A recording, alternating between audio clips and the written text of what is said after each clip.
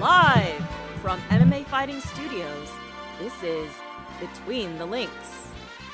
And now, your host, Mike Heck.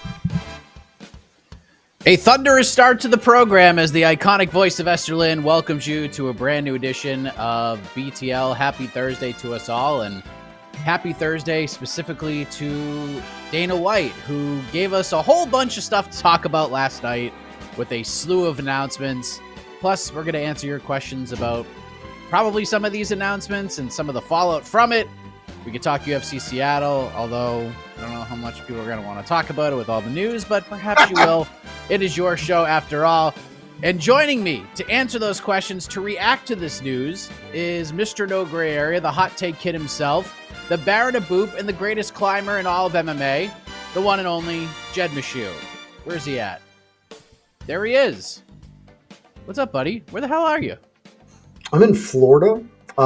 It was super fun, Mike. So I'm my best friend. Y'all probably know this. You certainly know this. My best friend lives in Clearwater. I've been planning to come spend a week down here with him and his family. Did it.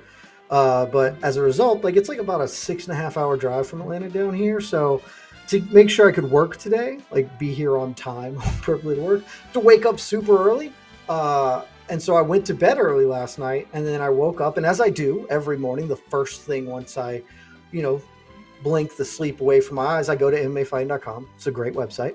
And apparently a whole lot of stuff happened while I was off in Dreamland. So pretty pumped to talk about this because you guys got to. In fact, in my drive down, I listened to the reaction pod, but I haven't gotten to react. And so we're going to have some fun, I think. Well, let's just get right into it, Jed, because the amount of people who have reached out to me over the last 12 or so hours wanting to hear from you in regards to one specific thing that happened with Dana White's announcement. So if you guys already know what the hell happened.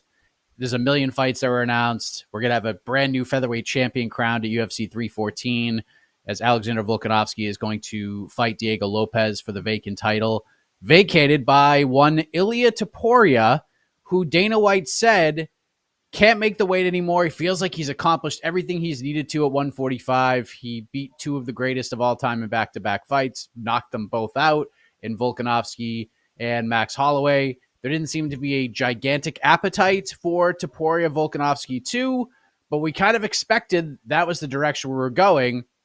And then over the last few months, Topuria's been talking about, I want to go up to 155. I want to fight Islam Makhachev. I could beat this man. I could do all of these things. And last week on the program, Jed, Brian Campbell, our good friend from Morning Combat, was like, yo, we need to make Ilia Topuria going up to 155 and challenging Islam Makhachev for the lightweight title, not tomorrow, not next week, not next month. We need to do it now, damn it. We need to book this fight now. And then you delivered one of the all-time loud and epic rants in the history of this program saying, enough of this champ shit. Do the thing and defend your belt against guys in your division. There are many people for Ilia Topuria to fight at 145 to defend his title against. A lot of very interesting matchups, some fresh matchups we have not seen from Topuria. But now, at least for the moment, the Movsar Evloev matchup, the Diego Lopes matchup, a Volkanovski rematch, any other combination of 145 fights you can make for Ilia Topuria off the damn table because he is making the move to 155. Vacated the title on the way out, Jed, which what a hero, in my opinion, and I want to get your reaction to this as well. When you found out this news, when you woke up bright-eyed and bushy-tailed this morning, getting ready for a long journey ahead, and you found out we're going to have a new featherweight champion at UFC 314 and that Ilia Topuria is vacating the title, what was your reaction to it? I think a bunch of people are about to be disappointed based on a lot of tweets that came my way last night while I slept, and frankly, just looking at the chat now. This is a great day for America and for justice because I said the whole time, I said during that rant and all the previous rants before that, I don't have a single issue with this if he's going to bail on the belt. That's what he did. He did the important thing. If this was, hey, Ilia Topuria is challenging, I would be angry. We'd be here on this pod today and be like, I am upset. This is nonsense. He's got multiple people to defend his title against, but he didn't. He doesn't. Like he left the belt, and we can quibble, we can argue about whether what he is saying is true. That like he doesn't have anything else to do there. I don't think that's true at all. But it doesn't matter because he did the important part of this. As a champion, you have a job. Your job is to give the next guy up his opportunity, and now he's not a champion. That job is no longer his, and so it's fine. There's a lot of things and a lot of stuff that we can dive into and parse, but the big picture, the overwhelming sentiment I had when I saw this news was first surprise. Genuinely did not see this coming, both because Topuria had specifically said that he did not intend to give up his belt, like he was just trying to do it. And also, I think you guys touched a little bit on this on the React pod, a lot of questions about the financial aspects, different pieces to this. So I was truly shocked that this was the news. I thought when Dana said, "Hey, I'm gonna, I've got announcements," I thought it would be, "Hey, we're gonna get some of the fight announcements that came or the main events for these events coming up." I didn't think it would be something like this. So it was a surprise, and then pleasantly surprised that he did the right thing and left the title, and then that's like 80%. There is a small piece of me that's a little disappointed. I'm not disappointed in Ilia Topuria. I want to be very clear about that. I'm not upset in any way.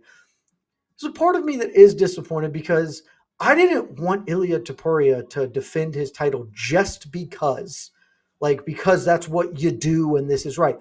Certainly a part of that is, like, I want there to be merit. I want him to defend his belt because there are legitimately fun fights at 145, interesting fights at 145 for him that at least now, maybe things change in a year or two, but right now are no longer going to happen. Everybody knows I wasn't super pumped on the Volkanovski rematch. I understood it's going to happen, but like that had little allure to me. I was super interested to watch him fight Diego Lopes, to watch him fight Movsarevloyev. I'm probably the only person alive who would have been interested in it, but like Arnold Allen is a fun fight because I think part of the thing people underestimate about champions and about being a champion and a title holder in the UFC is by virtue of winning the belt, Mike, you are the best in the world. Like whoever holds the UFC title is the best fighter in that weight class in the world, 99 times out of 100. But that's also not the full story because there have been plenty of times in the not that distant past, right, where whoever was the champion, most people broadly assumed was not the best fighter in the world. They were. Definitionally, they get to be. But nobody outside of Michael Bisping thought he was the best middleweight on earth when he won the belt. He just got to call himself that. The way you get to establish beyond any doubt that you're the best dude is to defend your title several times over a few years, right? And so I'm not talking about the Jose Aldo, Anderson Silva, John Jones, like you do it for half a decade, but just like it is unequivocal. There is no doubt that can be cast at all that Alexander Volkanovski was the best featherweight on earth for a period of time. I am pretty sure that Ilia Topuria is the best featherweight on earth right now, or I guess was prior to saying he's no longer competing in the weight class. But it wasn't 100% because you can't. They have to fight the fights. And Diego Lopes is a fight. Movsarevloyev is a fight. Like, they have credible claims there. And so I'm a little disappointed we won't get the answer to that question. But that is far outweighed by the fact that the right thing happened. Like, if he wants to do this, which is, as you guys pointed out on the React pod, like a cool thing. It is undeniably cool that he did that. And if he wants to go up to lightweight for his own career, his own ambitions, he did it the right way. And so I was super happy that this is how this all worked out. Yeah, I mean, like having some extra time to digest this all. There's a part of me that was, and I take it a step further with Ilia at 145 because you and I are both on the same page when it comes to who is the greatest featherweight of all time. It is not Max Holloway. It is not Alexander Volkanovski. It is Jose Aldo. And seeing how young Ilia Topuria is and just seeing the performance this man has put on, if there's one guy who, in my opinion, could get to Aldo levels at this stage of the game, it was Ilia Topuria. Now, he had a lot of work to do, a lot. And some of the names he could have fought would have been super interesting. But now that it's just got to be Aldo for a long time, unless Diego Lopes beats Volk and defends the title for 5-6 years and just annihilates a bunch of people.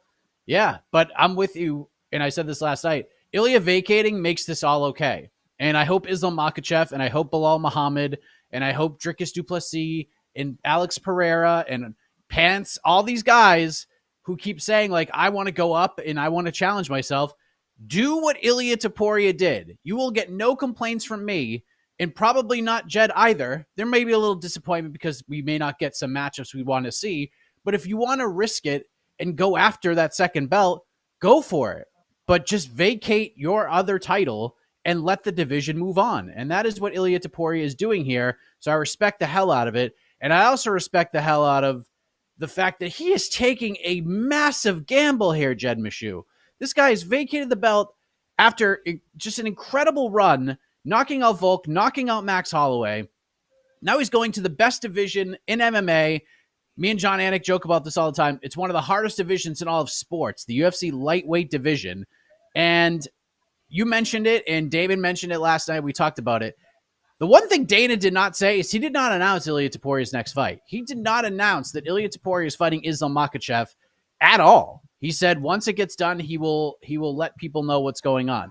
Now, that has led people to sort of speculate. Is he going to get the title fight? Islam Makhachev has said multiple times. We saw Islam's manager, and it wasn't Ali, but Rizvan tweeted out that, look, have Ilia go fight the either Poirier or Oliveira. Damon mentioned Arman Sarukian, and if he wins that fight, sure, we will give this man a title shot, but we don't want to waste our time. We're sick of he's just fighting featherweights that are moving up to lightweight. They're sick of hearing that narrative. They want to just make sure he can make the weight fine. He can perform admirably against one of the best fighters in this division. If he gets through an Oliveira, gets through a Sarukian or a Dustin, it doesn't matter. Sure, we'll give you a shot at the belt. So how big of a risk is this for Ilia Topuria? And obviously going up and fighting the number one pound for pound fighter is a huge risk.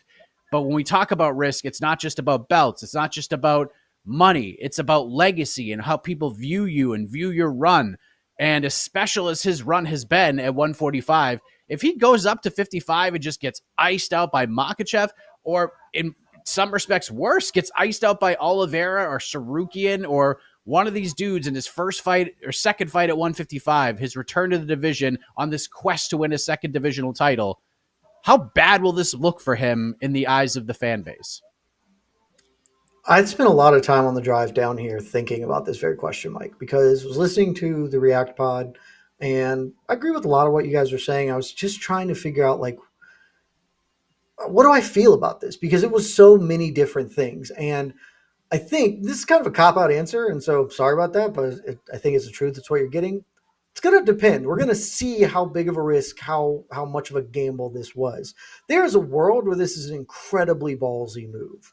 And if that's the world we end up living in, I have absolutely nothing but respect for Ilia Topuria for doing it. And in that world, the path is this. And it is where I think I disagreed with y'all the most on the pod. Y'all got very excited about the possibility of Ilia Topuria taking on Arman Sarukian. I don't think that's happening.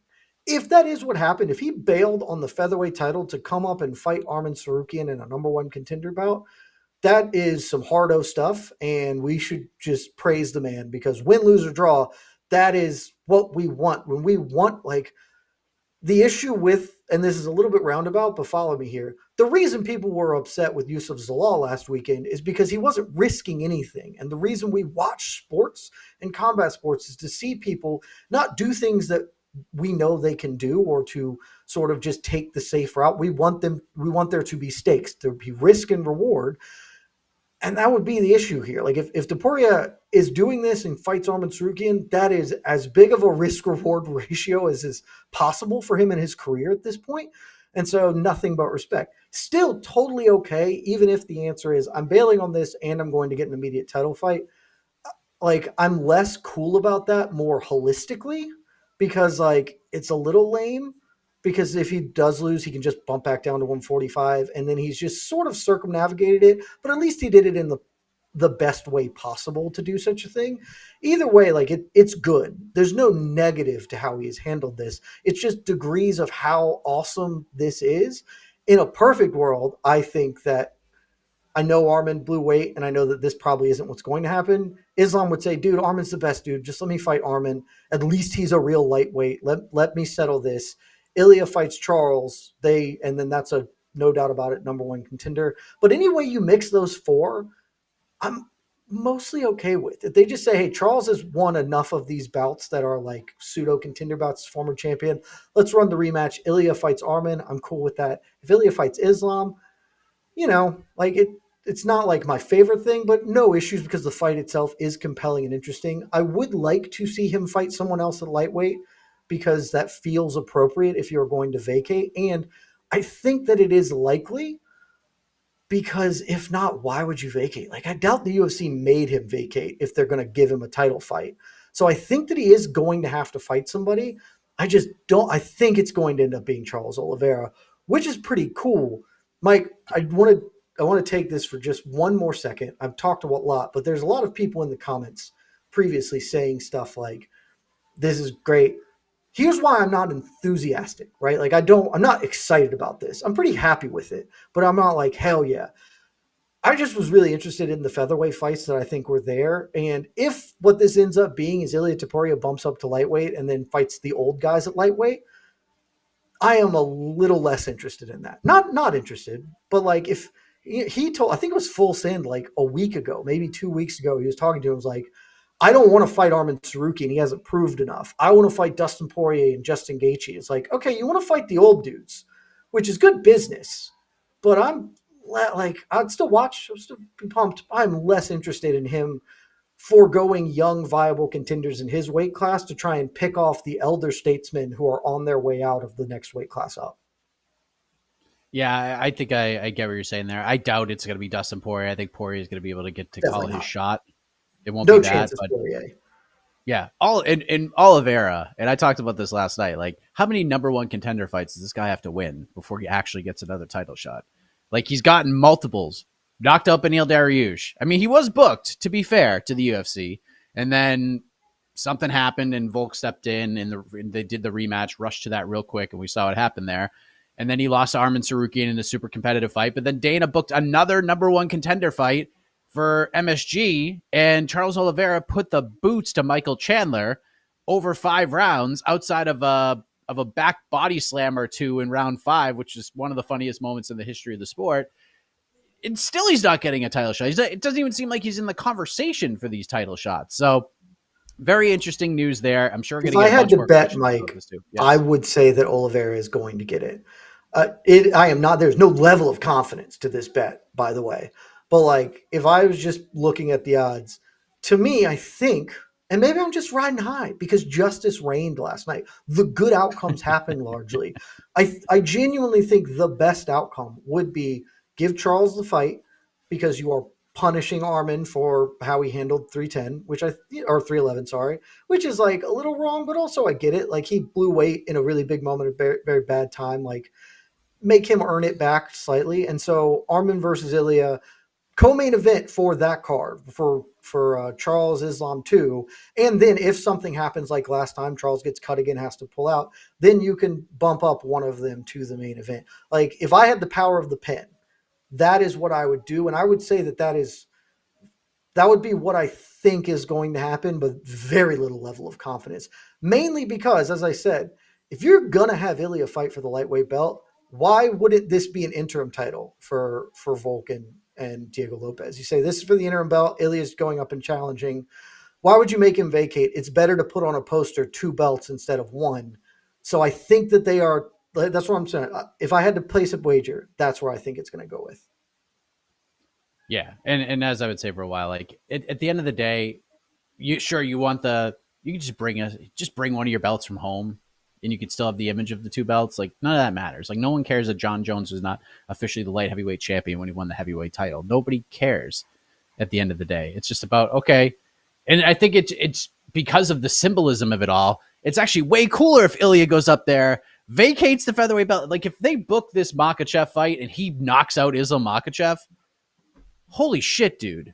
Like, this is seismic, game-changing shit between knocking out Volkanovski, knocking out Max Holloway, saying, I'm bored. I'm moving up to the tougher weight class, which featherweight is 2 or 3 in the rankings of the toughest weight classes right now, and then knocks out the number 1 pound-for-pound fighter in the world. Like, that 3-fight stretch, it'll never be touched again, ever again. Yeah, I mean, I won't say that. The sport's long. Things happen all the time. It would be an unbelievable stretch, right? It would absolutely, undeniably be great. We'll see. If he gets the opportunity, I will think that it is weird that they didn't just let him do it with the belt. Because, like, as much as the chat and people can say it's the right, and I can say it's the right thing to do, the UFC doesn't give two shits about what's the right thing to do. They care about promotional flexibility and having their champion vacate the belt. They would just be like, hey, man, we're going to give you the title fight. Just hold it. We'll do an interim title. Who cares? We're fine with this being an interim belt. And then if you do win the lightweight, then you can drop it and we can elevate. So, uh, my gut is that he is going to have to fight somebody. I hope he does because I think that meritocratically he should have to do that. He has fought at lightweight once. It was Jai Herbert, who is not a top 30 lightweight. And also he killed him, but like he also almost died. So I think it would be just to have him fight. And also just the most badass path here, like the coolest story that Ilia could write is I'm bored. I'm going to go fight Arman Sarukian and I'm going to beat his ass and then I'm going to fight Islam. That is the coolest thing that could be done. Really hard to do that. Like he's got to beat Arman Sarukian, which I think he can, but I also think he can lose. I think I've talked myself into thinking that that's where we're going, but I have zero level of confidence in that. Yeah. Anything that gets announced in regards to all of this will not surprise me. If they give him a title fight, won't surprise me. If he just gets Oliveira, won't surprise me. If it's Arman, won't surprise me at this point. Nothing can surprise me at this point. I also thought of this on the drive down, and I would say that this is exceedingly unlikely. 0.0001%. But Mike, what if this is actually the start of a chain reaction and Ilya's bumping up and Islam's bumping up. And after Bilal fights Jack Della, who we're going to talk about, he's bumping up. And so we're just shifting everybody up. And so Islam can go fight at welterweight because Bilal's like, I beat Jack Della. Now I'd like to go fight Dricus du Plessis or Hamzat Chimaev. Islam gets to move up, and Ilia now gets to fight Charles Oliveira for the vacant lightweight title. I think that that's incredibly unlikely, but I won't say it's 0%. You can make cases that every single champion from Topuria up, well, obviously not John Jones because there's a super heavyweight division, but you can make a case that all those guys could bump up one weight class. And maybe this for is some sort of big ass fight. You just flick that domino and everybody's like, hey, let's do it. It would be super weird. It would be. As long as we have 5 or 6 vacant title fights, I'm fine with it. Let's get crazy. Let's get super weird. So not only do we get Volkanovski, Lopes, and the Topuria news, what else you want to say? Oh, I do want to just, because you guys didn't really talk about this on the reaction pod, and I do just want to throw this out there very briefly. I feel a little bit bad for Diego Lopes. He is getting a title fight and an undisputed title fight, so I don't feel that bad for him. Like, good. In the worst case scenario, right? The worst case of how this plays out is Ilia goes up, whoever he fights, be it Islam, be it Charles, be it Arman, whoever, he gets got, and then just says, okay, like, I'll just make the weight cut again. I can't actually compete at lightweight. I'll do that later. I want to go get the belt. And then if Diego Lopes beats Alexander Volkanovski, whoever wins the fight between them will not be viewed as the true featherweight champion because they didn't beat the guy to get the belt. So if Diego Lopes goes and gets the biggest one of his career, it'll still be great. He'll still get to call himself champion forever. These are small margins, but plenty of people will be like, you are a paper champion, you are holding. He will functionally be priced into calling out Ilia should he win as, hey, I know you left the division, but don't run away from me. And that's just a tough place to go. If Volk wins, then fine, problem solved. But if Diego Lopes does win, he gets put in an unenviable position as far as being a champion goes. And so I feel a little bit bad for him because, he deserves to fight for the belt, for the true title against the guy who's holding it. And now that's being taken away from him. And I just wanted to put that out there. It's not all sunshine and roses, but it's a pretty good outcome as far as things go. That's interesting because I actually think it's worse for Volk because he becomes sort of the Daniel Cormier in this conversation because, you know what I mean? It's definitely worse I feel like Diego gets the shine more than Volk would. Well, so I mean, I'm perhaps tipping my hand. I believe Diego Lopes will beat Alexander Volkanovski. But you're 100% right. If Volk wins, he will just not be viewed as a champion. He can also sustain that a little bit more. His legacy is already set in stone for the most part, and so this is kind of just extra. It's a little gravy. It's Jose Aldo winning the featherweight belt back after he lost it to Connor. Like, it's just a little attache, just a little bit of addition to an already stellar Hall of Fame career resume. Whereas Diego Lopes will be starting his title run, like his featherweight championship run, with a fairly sizable asterisk under it. And maybe he'll get to make that right. Maybe Ilia loses, comes back, Diego Lopes gets to fight him. Maybe Ilia wins and just never thinks of featherweight again, and so nobody really considers it in the same way that, like, once Max took the featherweight belt, nobody was like, okay, but did he beat Connor? It's like, yeah, Max is a featherweight champion. So I think Lopez gets it a little worse just because of where they're at in their careers. And of course, sucks to be Movsar Evloev, but that's just been the case for his entire UFC run. Which is crazy because I still don't think Dana White knows who he is.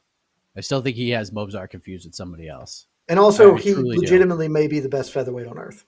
Like, yeah, I always thought he was. To know, yeah, not getting him in Topuria hurts my soul because I honestly think that Evloev was his toughest challenge, from a stylistic perspective. So, man, who knows? Maybe Topuria fights Islam, doesn't go well, and he's like, all right, I'll come back, and maybe we still get those fights. I don't really know, but 314 is shaping up to be one hell of a freaking fight card. Michael Chandler, Jed's favorite, is back. He will fight Paddy Pimblett in another 5-round co-main event. We also found out that Patricio Pitbull has signed with the UFC. And I see a lot of people on social media doing a bunch of victory laps. I told you, because they were copy pasting an inaccurate report, which even the initial site admitted fault, and there was a misinterpretation of a conversation with Patricio's management. From what we were told, everything was true in terms of what our good pal Guillermo Cruz tweeted out yesterday, that he was not signed to the UFC, and it was maybe a couple of hours before Dana actually made the announcement that the deal was done. So that's it. I mean, again, people are victory lapping here because of the news and all that, but purely coincidence from what we understand. But he is fighting Yair Rodriguez, which knocks out now we get to address like another report that I kept seeing and I was going to address today anyways. And I talked to some people about it. There were people saying Yair was going to fight Arnold Allen in Mexico. I was told unequivocally that wasn't true because Arnold Allen is getting some stem cells, so he won't even be able to fight till around June or July at this point. But yeah, Patricio Pitbull's in the UFC. Dan Ige versus Sean Woodson, Carlos Prates versus Jeff Neal, and the list goes on. And apparently people are very, very excited about Mitch Raposo fighting on this card in Miami, which I get it. Mitch Raposo, shout out New England. That card's coming together. UFC 315, which we'll get to. You know what? Let's just go to the peeps. Everybody here knows the news already. Let's just go to the peeps and we'll see what they have to say about stuff. Movsar got so cooked yesterday of just like, if Pitbull beats Yair, they're giving him a title fight. Like, so it's just like, and there's nobody from Movsar to fight now. Like, best case is he can serve as the backup fighter at 314. They're probably not even going to let him do that. So he's just like, again, might be the best featherweight on earth. I don't think he is, but he could be. Like, I don't think a lot of things. The way I know is they get in there and they get their opportunity and settle it. And he's just never going to get it. And that's so tough for him because like he deserves it as much as anyone. So very, very tough for him. Also underrated. No, I don't think this is going to happen. Now the possibility of the Topuria Pimblett, we're back into a world where that could happen with Topuria moving up. If Pimblett gets past Chandler, however things shake out, there's opportunities for that grudge match to finally get settled, and we can watch Paddy Pimblett die inside the octagon. Listen, if Ilia Topuria somehow becomes a lightweight champion, no matter what the divisional landscape looks like, even if Paddy Pimblett loses to Michael Chandler, if he fights again before Ilia wins the belt, that will be his first title defense. Like, because you could obviously run back Islam and that would make all the sense in the world, but Islam kind of strikes me as somebody who will be like, all right, let me reflect on this a little bit. Let's let the division play out. I'll take a little time and then I'll come back and get either a rematch or fight for the belt in my return fight. But the UFC is going to Sean O'Malley, Cheeto Vera this entire thing. There's just no doubt about it. So Something to keep an eye on. But let's go to the peeps. We can talk 315, Bilal Muhammad versus Jack Della Maddalena. Manon Fiorot gets her day in court. It will not be Zhang Weili against Valentina Shevchenko, so I think the UFC got that one correct. But it was a day for justice, Mike. It was a great day. All the good things that I've been calling for happened, so I was pleasantly surprised when I woke up at 4 a.m. this morning. Yes. Day for justice, except if you're Mozart. Yeah, but no one cares about him, so it's fine. Jeez. It's only justice for people we like. Also, like, there's a world where Joaquin Buckley, like, maybe deserves this over Jack Della, but I thought that. That's a great point. Legit. Also, I thought of it, like, as soon as you guys started talking about the 315, whichever one is I think that's 315, right? Is the Bilal JDM fight. Y'all didn't mention this at all. Quite possibly the person who got screwed the most in all of this is Ian Machado Gary. Because if he just hadn't stepped up to fight Shavkat, he would be the guy fighting for the belt right now. Like, if he had just stayed and fought Joaquin Buckley, and, like, I think I would have picked him to win. Maybe he doesn't, but, like, if he just wins that, I think he gets the call when Shavkat has to turn it down. And so, tough scenes for him because he did the right thing and fought his ass off, and, stock rose, and may well have missed a title shot as a result of it. Right now, yeah, but he's gonna get a big fight. Like, he's gonna get Usman or somebody like that. Yeah, but there ain't no bigger fight than for the belt. And right, but if he the wins, sliding doors moment, yeah, but in the sliding doors moment where he says, "No, my training camp is this," I think we're looking at Ian Machado Gary versus Bilal Muhammad instead. And because, like, the Jack Della fight is totally legit. Like, I have no issues with it. It does feel a little weird. He's been out for a long time. His most recent performance wasn't, like, the best one ever. And so it just feels like a next man up as opposed to there being any sort of real excitement about it.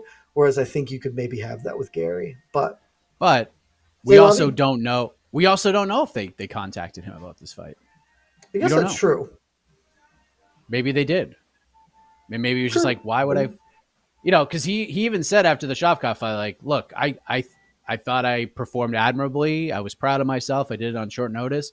But I also realized, especially after not being able to submit Shavkat late in that fight, that he's got shit he needs to work on if he wants to become a world champion. He said he didn't want to fight till, like, July at that point. He was like, I don't care what comes towards me. Like, I want to just spend this time to work on my game and figure all this shit out. So they may have offered it to him. Who the hell knows? And maybe he's taking a calculated risk by turning it down, and maybe they have something else cooked for him for maybe International Fight Week. Maybe he's already signed on to fight Usman or something. I don't know. So we'll have to maybe dig into that a little bit. But Casey, what are the peeps talking about? Oh, real quick. Do you find it odd that Topuria hasn't really said anything publicly either about all this?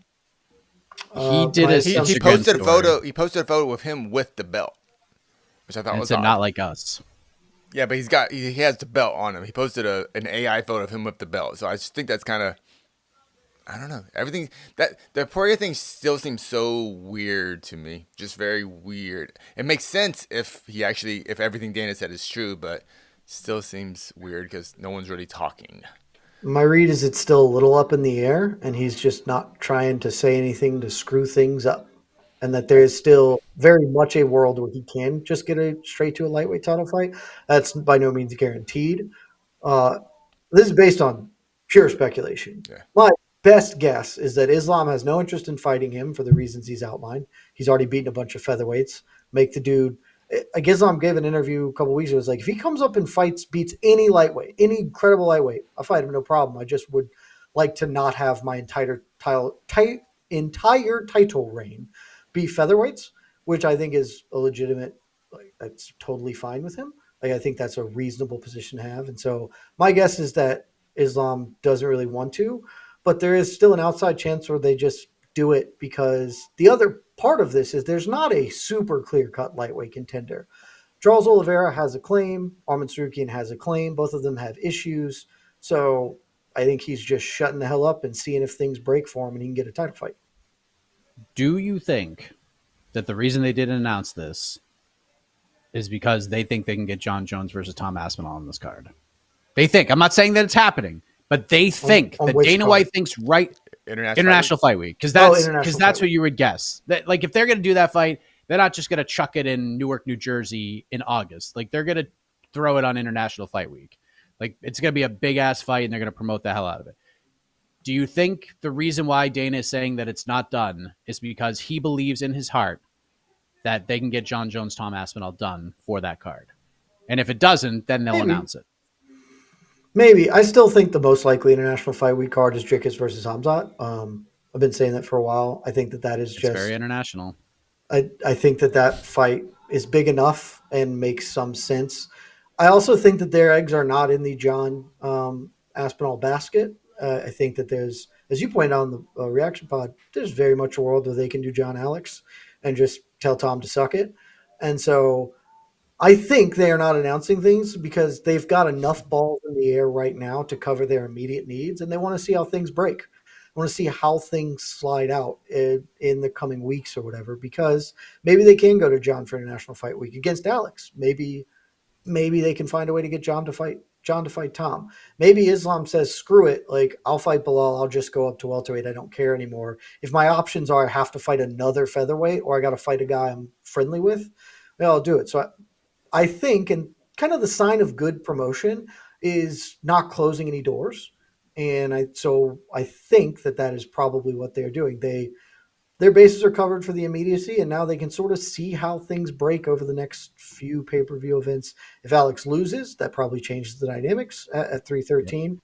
If Diego Lopes wins, maybe that, like, a lot of balls are in the air now, and so they can just kind of wait and see how things shake out. All right. Casey with the Gremlin shirt, sleeves galore. All right. Super chats. Vic _VCC. Nick Vicka. Paddy's on a very DDP-esque rise to the top where everyone is in denial the whole way. If he beats Chandler, is he one away? Crazy to think. Jed, look, you did not. There was no DDP-esque rise in your eyes. It was this is my guy. He's the man. Wait till you all see how much of the man he actually is. You were on board before anybody else.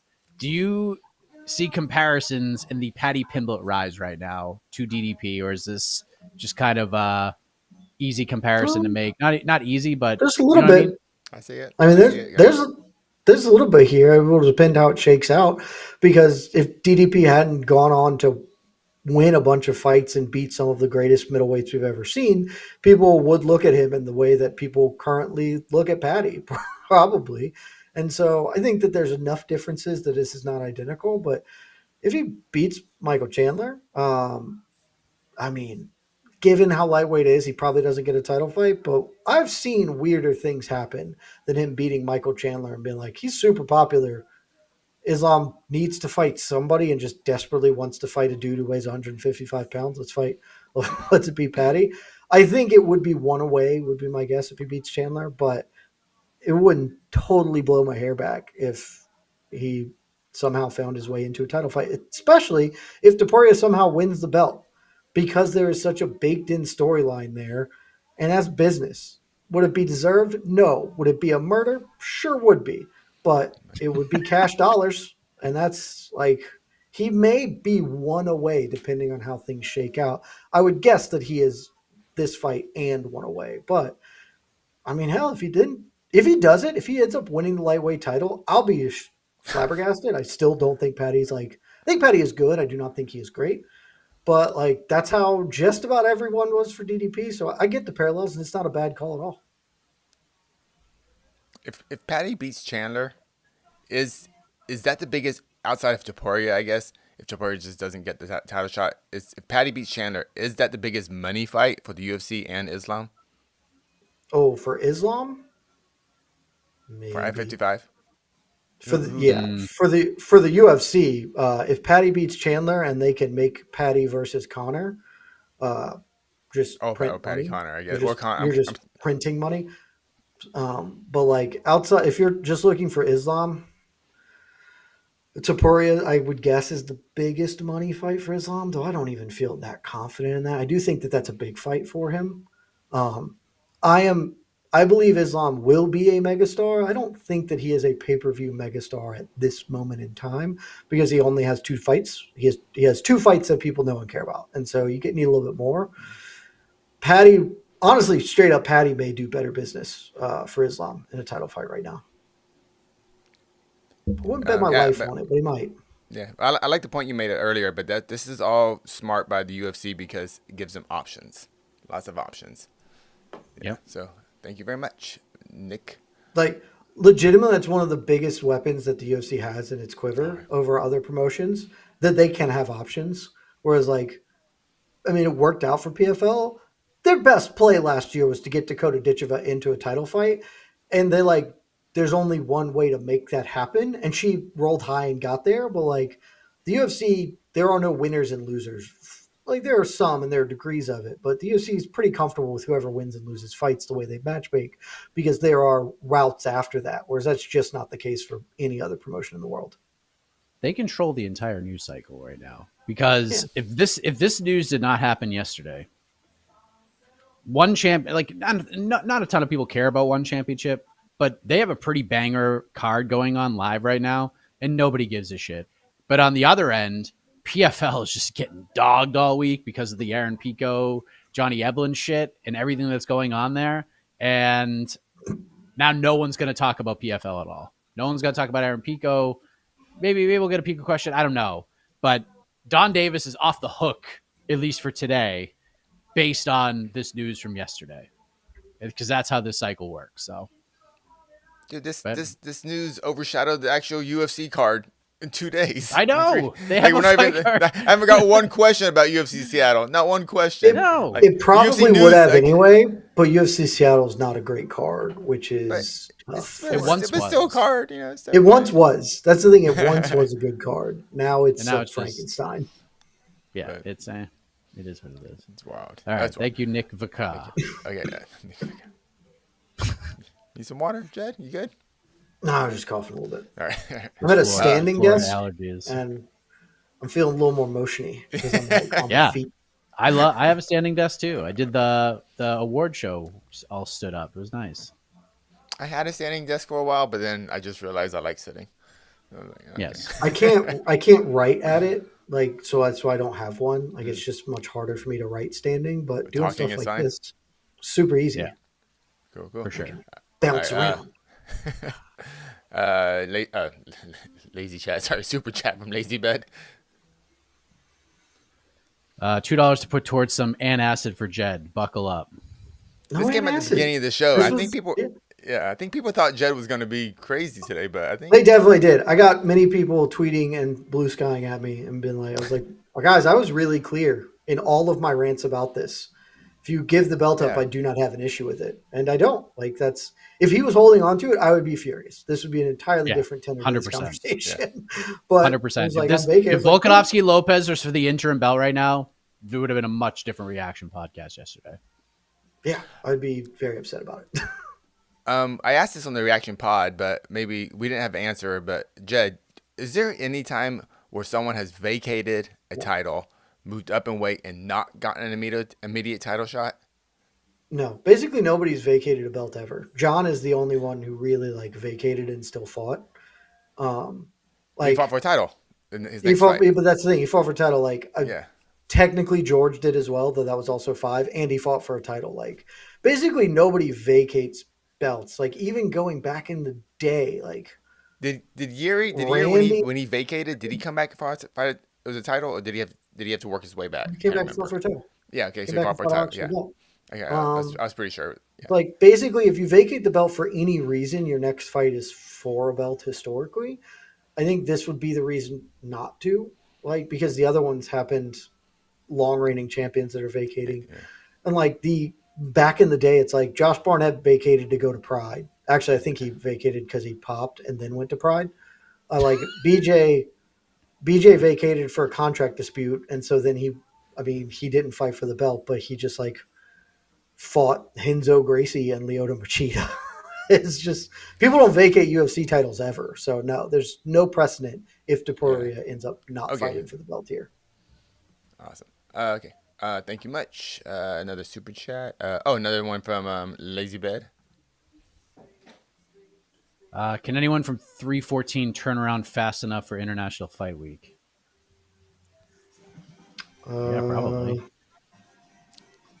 2.5 They months. can. I would say not optimal, but they could. I'm trying to think who. It'd be like a Carlos Praches type. Well, If you I just mean, like I was annihilate thinking Jeff the Beal. big top people, but yeah, certainly some other fighters on the card could do that. I'll tell you what, man. If Paddy Pimblett beats Michael Chandler, if I'm him and he doesn't have any broken bones or anything, I'm staying the F ready in case that phone rings. Because if they book Islam versus Ilia and Ilia can't go, he might find himself in a title fight headlining International Fight Week if they want Islam Makhachev fighting on that card. So maybe him. If I'm him, I'm staying ready. And it's smart because you said it, and we'll never talk about it. Carlos Prates, Jeff Neal's a freaking banger that's entirely overshadowed by all the other stuff happening. So I get it. That fight rocks. I'm pretty pumped about that one. It's a great fight. I wanted to put that up earlier. Yeah, I just not talk to me. It's just a great fight. Just awesome. Yeah, it's definitely the 10th most important thing that happened in the past 24 hours. But fight's sick. I really like that matchmaking. It's a good one. Just like, thank you much. Super chat from RS40. If Sean Brady chokes Leon in the first round, can he jump over Shafkat for the title shot? It would be a better look than the fight with Ian Gary. So, yes, this news completely flies under the radar. Leon Edwards remains in the main event of UFC London. Jack Della Maddalena gets a title shot, and which I'm kind of surprised about. Like, something in most other cases, in most other divisions, considering Leon defended the belt a couple of times, maybe they just run him back in there. Like, I don't think there's a gigantic appetite for that, but you would think, at least from a dollars and cents perspective, more people know who Leon Edwards is than Jack Della Maddalena. But they went with JDM, and I'm totally fine with it. But Sean Brady now gets his wish. It's a weird way of getting there, but Sean Brady wanted the Leon Edwards fight, gets to go to London and do it. Jed, what are the stakes for Sean Brady? If he goes in there and he finishes Leon Edwards in his home country, in his home building, where does he go? Does does Shavkat have to fight this guy, or does he immediately jump over Shavkat? No, Shavkat has the next title fight. It does not matter what else is happening. Like there's nothing he can do. If Sean Brady puts on one unbelievable performance, he will not be as popular nor as deserving as Shavkat Rakhmonov. Shavkat Rakhmonov, sure, he had a tough fight with Ilia Topuria. He won that fight. He's won every other fight he's ever fought, and he's finished all of them but the Ilia Topuria fight. He is going to get the next title shot. If Sean Brady wins, biggest win of his career, either he fights Joaquin Buckley in a true title eliminator, or he just kind of is the next guy up after Shavkat. My guess is because of how the timing will work out, it will be he'll fight Joaquin Buckley in a title eliminator, but like it puts him in the short list. It puts him, if something happens to Shavkat again, he's a guy who, I can pop right in there. Like I can sneak my way into this. But nobody is passing Shavkat. Shavkat would need to be on ice for the next 18 months for him to get usurped for a title fight at this point. Because it's not just about deserving, it's about the narrative. People have talked about him getting the fight forever. He has done more than enough to get that fight. He had the fight, and then Bilal pulled out of the fight. I'm not blaming Bilal. Bilal should have pulled out of the fight, but like he's getting it. There's no passing it. Sorry, my reaction was I was on Twitter for a second and saw Caposa showing the replay of Roberto Soldic's knockout at 1. Oh my God. Oh, did he fight today? Who did he knock out? Yeah. I don't know this man. His last name is Arsen Laniev. Oh, okay. But Jesus Christ. That's violent. Oh, God. Oh, Did you see it? Bam! Oh my God. I got to turn it off. I will not be able to pay attention to the rest of the show. Yeah, he died good. I mean, it's not alive. All right. What else? Yeah, I mean, it's very good. Man, it's very good. That guy's having a worse day than Movsar Evloev is. Yeah, no kidding. Jeez Louise. Okay, yeah, you're right. I gotta turn this off. You keep it running. You're just gonna watch it a million times. I look go. Whoa, jeez. Damn. All right. What else you got? Kind of crying. All right. All right. What we got here?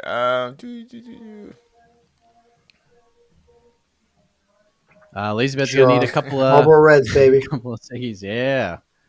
You and Carlos both. Did we confirm? I remember asking Guy to ask Prates if he smokes Reds because he feels like a Marlboro Red man. I am now going to look this Sure back up does. again because I think that he said yes, and it made me really happy. I Okay, love. Can I just say my new favorite thing of 2025 is the surge. Is the surge of Mitch Raposo on our shows being mentioned? Like someone dropped money to mention Mitch Raposo versus Sumaderji with everything that happened yesterday, and I respect the hell out of it. So Also confirmed, yes. Carlos Prates is a Marlboro man, which rocks. all Yeah. right. Just the most classic. Like Carlos Prates belongs in freaking Bangkok, just being a psychopath Muay Thai fighter. He rules. Yeah. Karate Ted Tunes. Paddy versus Chandler. Who wins? Imagine the press conference. Oh, God. Imagine the I didn't press even think conference. about the friggin' press conference. Oh, God, that's going to be tough seeing. What's the line on that? Chandler. Very close. Chandler's Really? a slight favorite. Yeah. I thought Chandler. I'm going to pick Paddy to win, not just Ooh, because you I are. hate Michael Chandler. I think Michael Chandler's pretty close to washed. Like he had absolutely nothing for Charles Oliveira. Charles Oliveira is, at worst the third best lightweight on earth. But he had nothing for him until he just cheated a lot, and then still didn't really have anything for him. He just almost sort of had a moment by cheating vigorously. I think Michael Chandler is probably pretty close to washed, and Paddy Pimblett has been better than I thought. Like he is. I have consistently underestimated him coming off Cage Warriors, where I thought he was good, not great. I think his UFC run, a lot of it was good, not great, but he gets better every time out. And still, like in his athletic prime, I will pick him to win the fight. He's also Yeah, really It's terrific like matchmaking. durable. He's like a tough dude. And at this point, all Michael Chandler has is a double and a right hand. And I guess the front kick that he killed Tony with. Like it's just not that many tools that Patty has to be that concerned about, I don't think. I just think Right now, Patty's a slight favorite, -115. Comeback on Chandler's -105. It's basically a coin flip. Chandler is a -125 favorite. you said like Chandler had nothing for Oliveira, but like if it was Oliveira versus Paddy, wouldn't that go just as bad for Paddy? I'm just kind of comparing their outcomes. Like I know Chandler's he's not prime anymore. I'm just kind of hey Chandler, Paddy is my DDP. I just don't believe in him, and then he just keeps winning somehow. But yeah, Well, this somebody is a big had test. to be because DDP was your DDP, and Yeah, now, DDP now was my you've seen the light. And that's the thing. Like, I still don't believe in Patty, but I'm more willing to believe in him just because, like, he has gotten better every fight. Like every single fight, he looks better than he did before, and that's pretty important. So, like, I still don't think he's ever going to be champion. I do think he can beat Michael Chandler, but I also think Michael Chandler sucks. So maybe I'm biased. Yeah, I mean, look, they have match made for him perfectly. Eventually, we're gonna have to get to a point where it's like, all right, man, like you got to fight Armin Sarukian now, and then I want to see it. You know, like fighting Tony Ferguson at that time was good matchmaking. Fighting Bobby Green at that time was good matchmaking. Good stylistic matchup for Patty. Patty, especially after watching how Charles Oliveira just fought Michael Chandler, like I'm probably picking Patty as well because Patty can just tackle him and lay on him and win. All he's got to do is put Chandler on his back and he wins this fight. DJ Serenity now makes an excellent point. Patty is not the physical specimen that Dricus Duplessis is. And so, like, that's a pretty major difference. He looked pretty damn big in that Bobby Green fight. He's that a was big, just like he's big not as he's looked. like he's not DDP is hossing everybody around. Like he's DDP's lat span for the width of a full map. Like Patty's not that. So maybe just by virtue of Chandler, whatever your thoughts on him, and I've given my thoughts more than enough. The man is a physical specimen. So maybe maybe he can win just purely by being more hoss. Interesting fight. All right. Thank you much. Legitimately a good fight. Like I think that's good matchmaking, both sides of it. I'm Yep. interested. All right. Super chat from Sleeto. I believe this is the man who put Mitch Raposo in all of our hearts last night. I love you guys, but let's be real. There's 0% chance Ilia vacated the belt to move up and fight a number one contender fight. He's fighting Islam. 0% Mike, chance? I think 0% is obviously hyperbolic and wrong. My question, Yeah. Sleeto, and I'm not saying you're wrong. Like I think it is absolutely possible. I do not think it is by any means certain, or else we would know it. They would say it.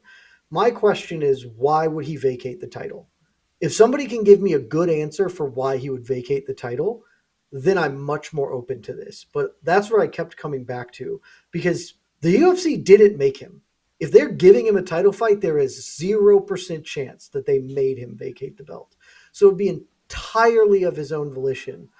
And why would you do that? If you were in Ilia Topuria's camp, if you were Topuria himself, like to appease the small segment of the internet population that would be mad at you, like nobody's making judgment calls based on me shitting on him on BTL. No, like so there's no reason for him to vacate the belt that I can see beyond he is not getting a title fight because the UFC cannot reasonably justify Ilia Topuria fighting Charles Oliveira when he has legitimate contenders that he's supposed to defend against. If he doesn't have the belt, then they can. So if you can give me a good reason, I'm open to belief that you are correct. But other than Here's that, like I just yeah, I there's think no good it's pretty reason why you clear. drop it. I think it's pretty clear right now. I think it was all the lightweight talk pissed the UFC off a little bit, and they finally got to the point where it's like, all right, man, like if you're going to lightweight, fine, but we need a main event for UFC 314. We need something to headline this card, and it is the worst kept secret in the sport that they wanted Ilia Topuria versus Alexander Volkanovski to headline this fight card. Ilia Topuria kept saying, I'm going to go to lightweight, but if I'm going to fight anybody, I'm going to fight Volk. And then it just seemed like the more time that went on, the more Topuria was leaning towards lightweight. And the UFC probably said, like, cool, but if you do that, you're not the champion anymore. So you present this however you want. If you want to play hardball and just not fight Volk, like we're just going to strip you of the belt. But if you are going to make this move to lightweight, if you are 100% dead set on it, we're not guaranteeing you anything, but we will present it in a way that you are giving up the belt in order to take on this new quest. I think in a weird way, Jed, and it's not oftentimes that the UFC and these shows are on the same page. I think the UFC is tired of this champ shit too. I think they're over it. They're sick of putting interim belts on the line. Like if it's needed, it's needed. But I don't think, like, again, it does not matter. The 2-belt photo, no one cares anymore. Nobody does. No one cares. If you want to go and fight for a second belt, cool. It takes nothing away from the accomplishment if you are not the champion already. It's cooler if you vacate and risk it all. It's so much cooler. So to me, I think that it came down to that more than anything. I don't buy that. I could be wrong. I don't think the UFC cares that the champ thing is bad. I do think that they like to promote champ fights in general, or that the interim belt thing is bad. Like that, and that's just where I'm at. Esther, what Like the hell is that? I could absolutely be incorrect. I'm totally willing to because like I said at the start of this, like I don't think that it's set. I think that there is a world where Leah gets a lightweight title shot because things break that way. But I think the UFC, I don't think the UFC cares about putting an interim title fight. I've seen some people, Volk has more standing than Ilia. Not even sure that's true. I don't think the UFC would care. The UFC let freaking Yair Rodriguez fight for an interim belt when Volk had defended months before. I think that Because Volk was the only fighting Islam Makhachev on the yeah, but same like card. he had defended it before. There was no need to do that interim title fight. They just did it.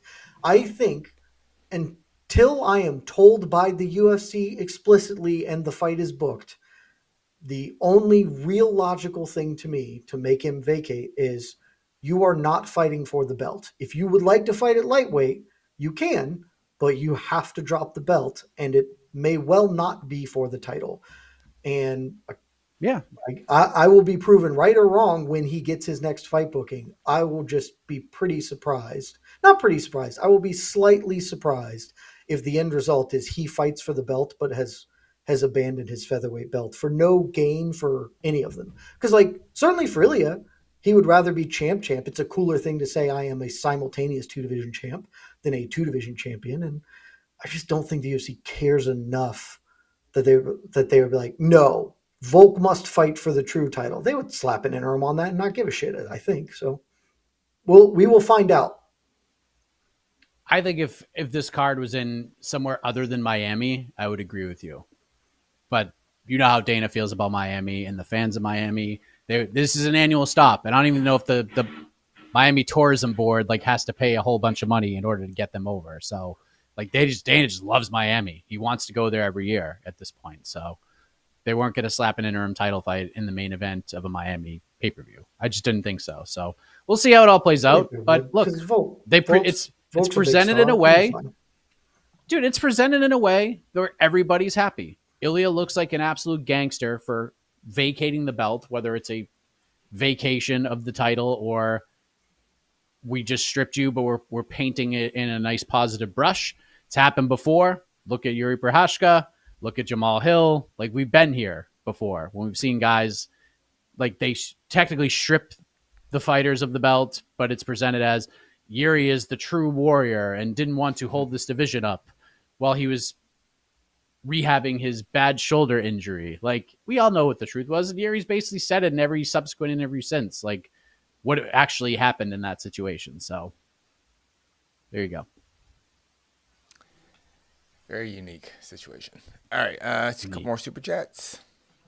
It will be, like I said at the start of this, it will be the like totally fine, not bad, probably the lamest of the possible outcomes if he's fighting for the title. It'll just be like, because then if he loses, it is overwhelmingly likely that he just drops back down to featherweight. Which if this fight happens, are we not buying the weight cut? Oh, sorry. Are we not buying the weight cut? No, what I don't buy the weight cut at all. Or you think that's just a lie from I don't buy it either. Okay. I think that it is true that the weight cut is hard because weight cuts are hard. I think that the long history of MMA has told us that fighters do awful weight cuts because of the advantages of it. And so it's just not real. Like, I do not think that the weight cut is too hard. He's never failed to make weight. It's harder than he wants it to be. And if he thinks he can be equally as successful at lightweight without having to go through that pain, sure. I do not think it's I can't do this anymore, because if it is the difference between owning a title and not owning a title, I bet you he finds a way to make 145. Kayla Harrison could never make 135. Now she is. Like it's people will suffer endlessly to get to the title if that's the only way. Islam Makhachev is going to play this thing beautifully. Either he's going to get what he wants and Ilia's going to have to get a win, or he gets what he wants in another way and they book this fight. Like they aren't just going to convince Islam Makhachev to fight Ilia Topuria. Hey man, you're under contract. You have to do what we tell you to do. He'll just say no. Like he's in a good enough standing right now to do that and just say hell no. So one of two things is going to happen. Either the UFC is going to give him way more money, or which they don't typically do, but I don't think, considering who manages him, I don't think they're going to put the UFC's back completely against the wall, but I think he'll get a little something out of it. Or they are setting it up so that, yo, Islam, if you want to move up and take your opportunity, like we promise that if you take this fight, we will give you that opportunity to move up, whether it's at 170 or 185, whatever he wants to do. They will return the favor this time around. And we'll see how that all works, but there's no way he's just going to be like, all right, fine, I'll fight him. It's just not, I don't think it works that way. I am progressively talking myself more and more into Ilia's definitely not fighting Islam next, because honestly, a lot of what you just said, Mike, like the UFC, there is no cause for them to force Islam to take this. I know that many people in this chat believe that this is a big fight, and it's a big fight. This is not, it's probably not a million pay-per-view buy fight. Like, let's just be honest. Ilia Topuria is very popular. He is going to be a megastar. He ain't Conor McGregor. He's not clocking those figures for that.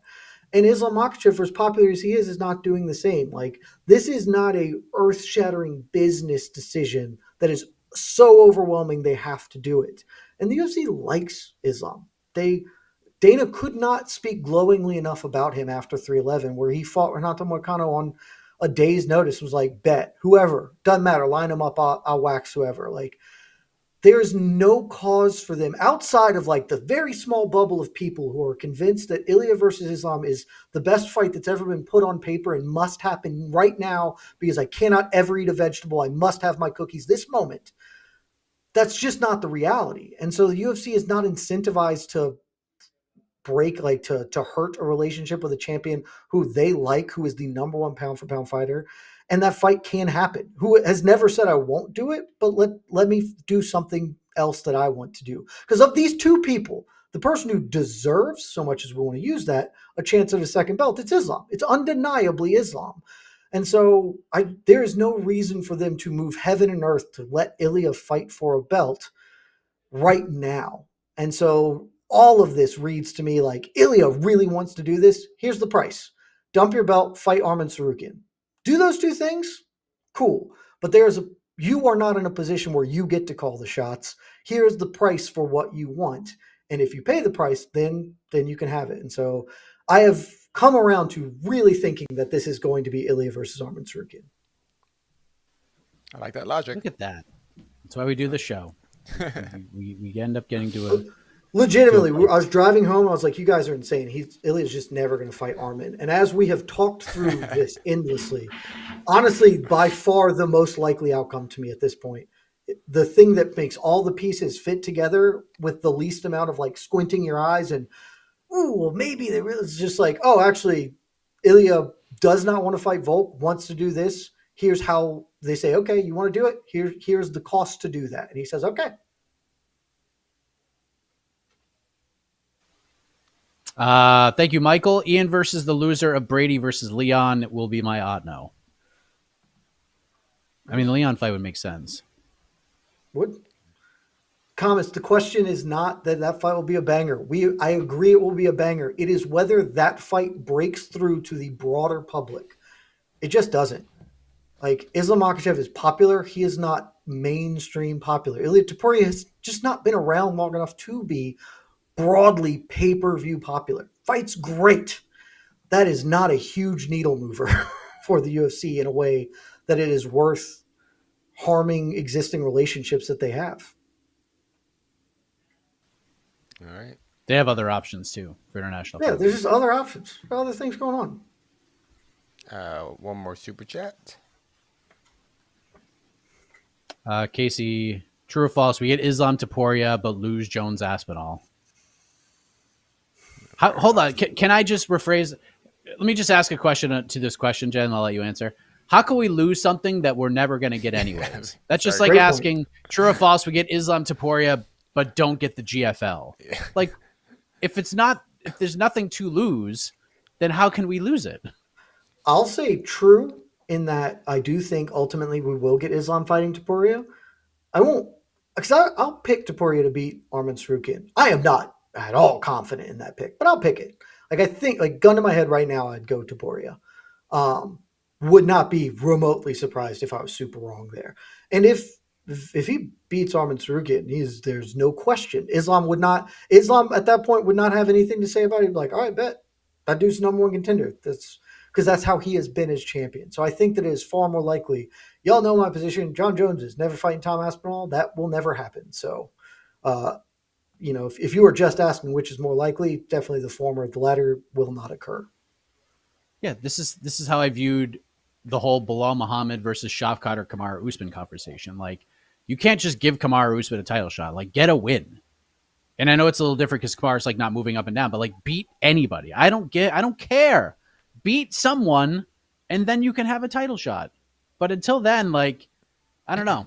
Topuria is a big enough, like, he's getting up there in stardom. He's not like quite there globally yet. But again, like, Ilia's got time, man. Like, this isn't a, hey, I'm about to get rich thing. Seems like Ilia's already kind of rich anyways, like doing stuff outside of the fight game at this point. and this is just all sort of cherry on top of the sundae. So if it's about Ilia being patient, the dude's not 35. He's got a long, long time to go fight for a second belt. So, yeah, dude, just like the thing that I've come to have been thinking about is like, we all believe Ilia Topuria is going to be a massive star, is a big star. Is there a human being alive who would suggest that Ilia Topuria is remotely near where Conor McGregor was when he knocked out Jose Aldo? I do not think so. I don't think that's a reasonable claim to make. That's why Conor got the lightweight shot, because he demanded it with stardom. I do not think Ilia does. If he gets it, which still could happen, it's because lightweight is in a really weird spot and there's not a lot of other options. But I just have a really hard time thinking the UFC goes to Islam and are like, we want you to fight this dude. And I know you specifically said you don't want to fight this dude. Will you fight him? And it'd be like, yeah, sure. Like that really is a hard sell for me to believe that is happening right now. yeah, I don't. I'm with you. I just don't see a world where Islam's like, okay, sure. Especially when he just fought a dude on a day's notice. Like, what else does this guy have to do? He's taking short notice opponents like in multiple title defenses. Like, come on. AZ Enduro. Yes, I've been very clear. It is really big. Muhammad Hayev has like 1 million Instagram followers. That doesn't translate to pay-per-view, and that is the currency of the UFC. Like, this isn't hard, guys. I know that there is a world outside of America. There is. I am not suggesting there isn't. The UFC only minimally cares about that because that world doesn't buy pay-per-views, and that's what they care about. Yeah, that's why they do fight cards internationally at like 4 a.m. local time. Yeah, if when the demand globally, the rest of the world thinks, Australian pay-per-views wouldn't be going at 6 a.m. for Australia, but they don't because they care what the East and West Coast of America will drop $80 on. Yeah, UFC 304. UFC 304. It was like overnight, like literally like 2 a.m. that card started for the locals, and I think Bilal Muhammad and Leon Edwards made the walk at like 8 a.m. They don't care about that stuff. Yeah. They just don't. Yeah, there's always like these random prelim They don't fighters care nearly to the extent that they care about the other stuff. Yeah. Yeah. That's why, guys, I don't know if you know this. Zhang really might be the greatest female fighter we've ever seen. When was the last time she fought in China? Because they don't. And China's China. Literally every business in the world has the tagline of, how can we get into the Chinese market? And the UFC doesn't give a shit because China doesn't buy pay-per-views. You have anything else? No, I just got one question for you. I'm just curious to your opinion on this.